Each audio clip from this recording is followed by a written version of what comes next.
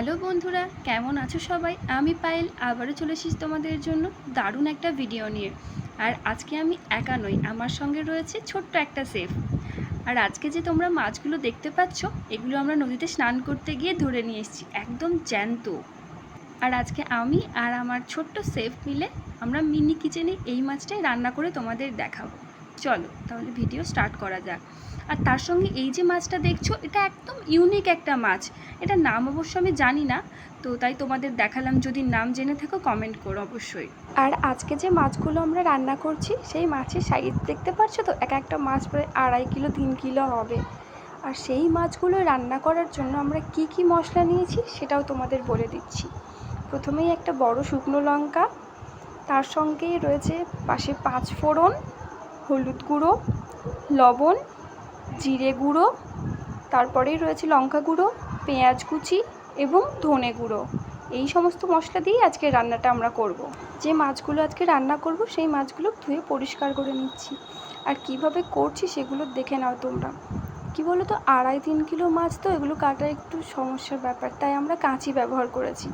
কাঁচি দিয়ে আস্তে করে আমরা মাছের পেটটা কেটে নিয়েছি এবং সুন্দর করে পরিষ্কার করে নিচ্ছি। যখন আমরা নদী থেকে মাছটা ধরেছিলাম তখন পুরো জ্যান্ত ছিল। এবার বাড়ি ফিরতে ফিরতে জলটা গরম হয়ে গেছিলো, তাই মাছগুলো মারা গেছে। আমরা যখন নদীতে স্নান করতে গেছিলাম তখন আমরা মগ আর বালতি নিয়ে গেছিলাম, কারণ আমাদের যে ছোট্ট সেফকে দেখালাম প্রথমে, উনি নদীতে জলে স্নান করতে পারেন না, তাই ওনার জন্য বালতি আর মগ ছিল।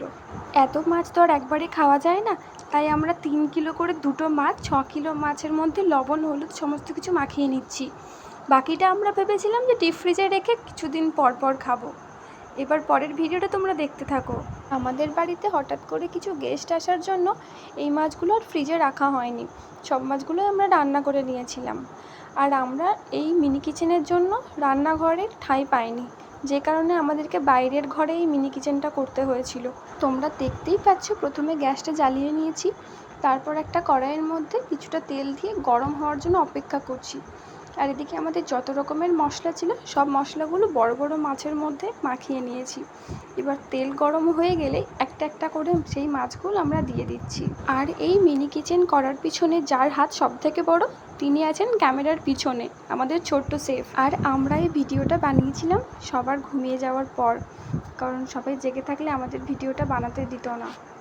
সামনে হচ্ছে মাছ ভাজা, আর ক্যামেরার পিছনে ওর উৎসাহ আর ধরে রাখা যাচ্ছে না। ও তো পুরো ছটফট করছি, কখন হবে কখন হবে, আর প্রথম মাছ ভাজাটা কে খাবে, এটা নিয়ে তার উৎসাহটা শেষ ছিল না। আর আমরা এদিক ওদিক করে মাছটাকে উল্টে পাল্টে ভেজে নিচ্ছিলাম। আসলে মাছগুলো এতটাই বড় যে কড়াইটা ছোট হয়ে গেছিলো, তাই ঠিকঠাকভাবে হচ্ছিল না মাছ ভাজাটা। আর এই যে মাছ ভাজা হয়ে গেছে, এখন সেই উত্তেজনা টান টান, কে খাবে। তোমরা বলো কেমন লেগেছে তোমাদের, জানাতে ভুলো না।